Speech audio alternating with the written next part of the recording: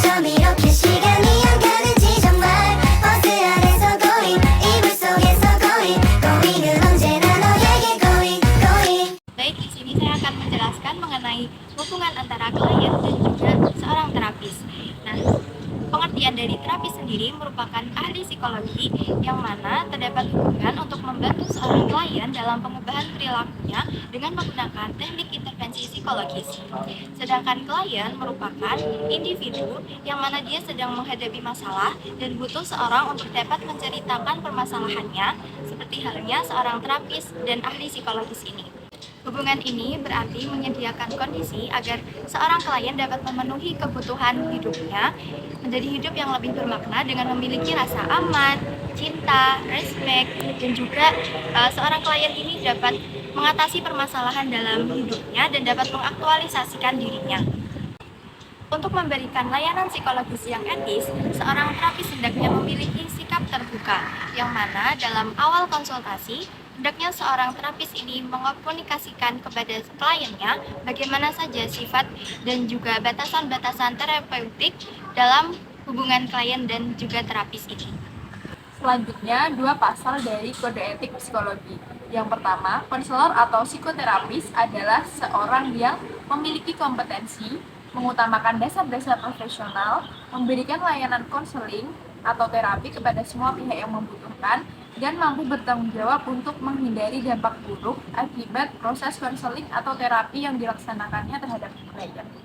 Yang kedua, yang dimaksud dengan sikap profesional adalah senantiasa mengandalkan pada pengetahuan yang bersifat ilmiah, bertanggung jawab dalam pelaksanaannya, dan senantiasa mempertahankan dan meningkatkan derajat kompetensinya dalam menjalankan praktik psikologi. Hubungan antara terapis dan klien memiliki beberapa komponen dan berbeda-beda pada setiap hubungan individu. Namun, ada beberapa tema dan karakteristik umum. Yang pertama, keaslian. Penting bagi para terapis untuk menjadi manusia yang nyata. Artinya, seorang terapis mampu menjadi diri mereka sendiri secara bebas dan mendalam, bukan ahli yang mengetahui. Yang kedua, perhatian dan kehangatan. Saat pertama kali memasuki ruang konsultasi, seorang klien pasti akan memiliki rasa yang gugup, getar, dan takut. Oleh karena itu, sangat penting bagi seorang terapis untuk menyediakan lingkungan yang terasa hangat, penuh perhatian dan aman agar klien terasa mampu berbagi perasaan, ide, dan gagasannya. Yang ketiga, empati. Ini adalah dasar dalam dasar hubungan terapeutik antara membangun hubungan pribadi antara terapis dan klien. Memungkinkan klien melihat terapis mendengarkan mereka, menghargai dan memahami kebutuhan mereka. Yang keempat, sikap percaya dan tidak menghakimi. Agar hubungan terapeutik dapat berkembang, sangat penting bagi klien untuk merasa bahwa terapisnya sangat dipercaya. Yang kelima, wawasan dan pengalaman. Wawasan dan pengalaman seorang terapis memungkinkan mereka untuk memahami secara lebih mendalam. Penting juga untuk dicatat bahwa wawasan dan pengalaman seorang klien juga sangat penting. Seorang terapis dan klien mungkin adalah dua orang yang sangat berbeda dari berbagai lapisan masyarakat. Namun, dalam hubungan ini berkembang kemampuan untuk memahami berbagai pengalaman dan menemukan pengetahuan baru yang muncul. Pembelajaran bersama dan pengalaman kreatif ini dapat menjadikan terapi sangat bermanfaat bagi klien dan terapis. Pertemuan timbal balik dan pertukaran pengalaman inilah yang meningkatkan kekuatan terapi bicara.